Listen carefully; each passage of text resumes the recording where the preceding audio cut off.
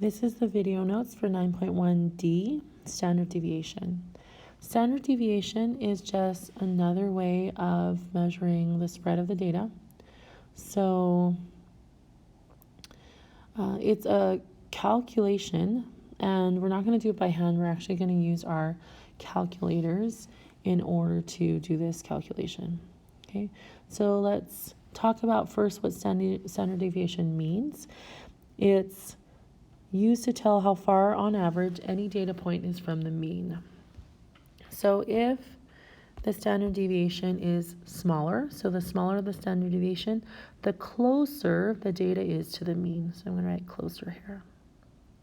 The bigger the standard deviation, the data is more widely spread out from the mean. Okay, so the standard deviation is calculated to find the average distance from the mean. So that's basically what it is. So we are going to calculate the standard deviation of points scored by different players. And I believe this is in a basketball game. So we have Mitchell, Leonard, and James. Okay, so these three basketball players. And I will show you how to find the mean and find the standard deviation using your calculator. In order to find the mean in your calculator, it's labeled X with a bar over it. And then to find the standard deviation, it's labeled sigma X. So those are how your calculators label the mean and the standard deviation.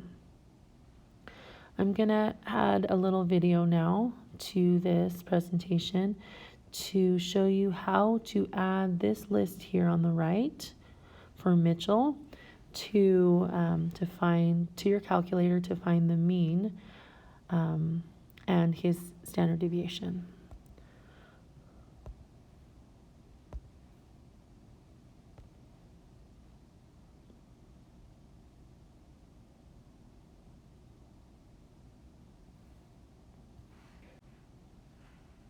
This is what I do if I want to add a list of data to my calculator. So I hit the stats button right here, and then I'm going to hit edit, and I'm going to add my list of data to one of the lists. So I have 3 lists here visible.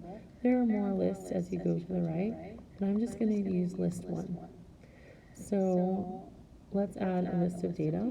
So I'm adding a list of data from the 9.1D notes for Mitchell. So I'm going to say 23, enter, 25, enter, 22, enter, 46, enter, 25, enter, 0, enter, 4, enter, 16, enter, 19, enter, 32, enter. Now I've entered all the information for Mitchell, and it is ready to go in my calculator.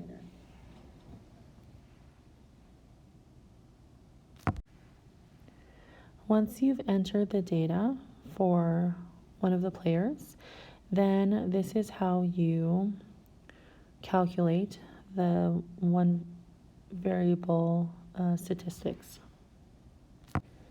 Once I've entered a list of data into my calculator, then I can hit the stats button and have my calculator calculate one variable statistics.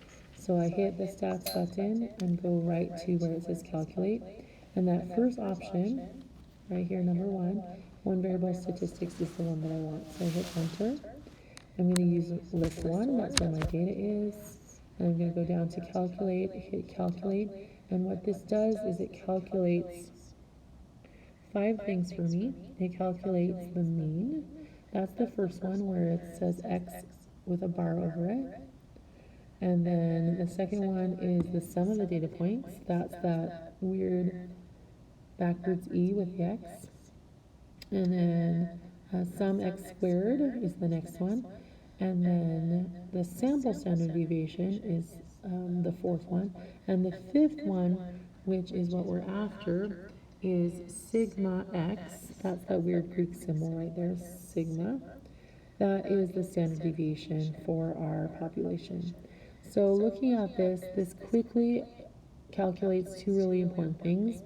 The mean, 21.2, and then 12.4, which is the population standard deviation. So basically this tells us that Mitchell's average for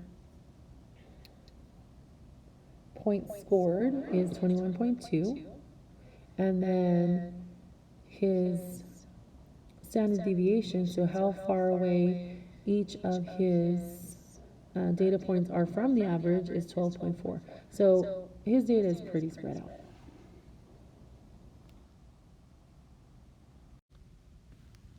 Let's go ahead and fill in Mitchell's information. So from our calculators, we just got his average is 21.2, and his standard deviation was 12.4. Okay. Now we would go through the same process in order to enter Leonard's data and to find his mean and his standard deviation, and then do the same thing for James to find his mean and his standard deviation. As you're entering data, you might want to clear data in list 1 so you can replace it with Leonard's and then with James. This is how you do that. This is how you clear a list of data that someone else has already entered in your calculator. So you go to the Stat button, and then you go to number 1, which is Edit, hit Enter, and you see under list 1 that I already have a set of data already logged in. What if I want to clear that and I want to put a different set of data in there? So what you do is you go up to L1, hit Clear, and then hit Enter, and it'll clear the list.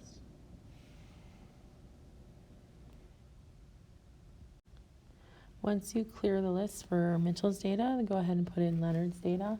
You'll find that Leonard has a mean of 29.7 and a standard deviation of 9.2. James has a mean of 16 and a standard deviation of 11.4. Okay.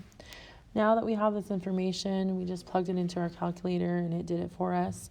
Now we're going to create kind of summary sentences talking about the meaning of each person's data. So for Mitchell, it looks like his average is 21.2 and his data is pretty spread out. So on average, his data is 12.4 points from his mean. So it's pretty spread out. So Mitchell's average